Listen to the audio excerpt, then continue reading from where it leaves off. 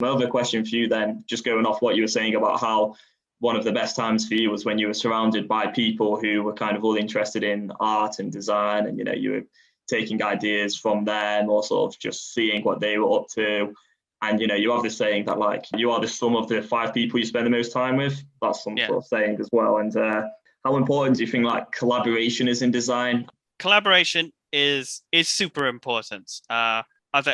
Whether it's just feedback from people around you or working with other creatives, and it's tough. And I have tried to work on this because I'm quite an introvert.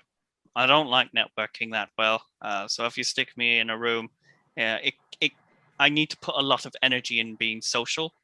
So I get drained really quickly through the day. Like, all right, I'm done talking to people and finding interesting people, but I just need some time for myself just to recoup. So it's tough. I think it is tough. And then I remember talking to someone saying it's like everyone just always assumes that because you're a designer or illustrator or an artist that you're always extrovert and talking to lots of people.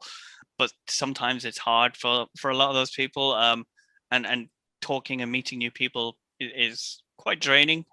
But I do think I've always been told is that you do need to surround yourself with a bit more creative people, and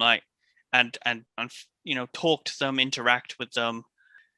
And then I guess my own fears of I get that sort of imposter syndrome, that type of thing, like where you think you don't belong somewhere, like you've cheated the system by being there.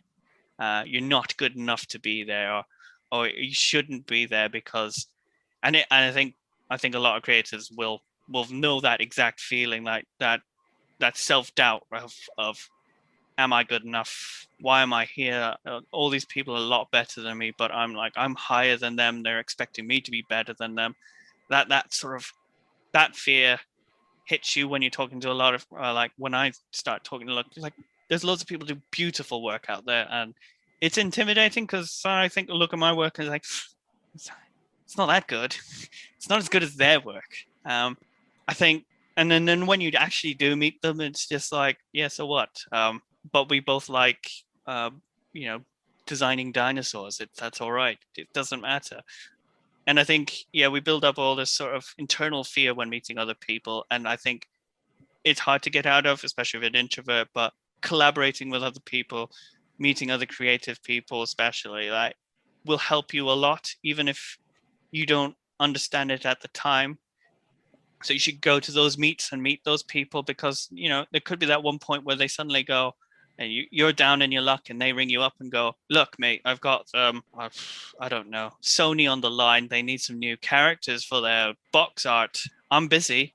So would you mind? I've seen some of your work. You going for it. And giving that sort of heads up. And I think that's also how Hive works. We build those relationships with our clients. So they become, I don't want to sound cliche, but like our friends, but they become like a part of the sort of work we do.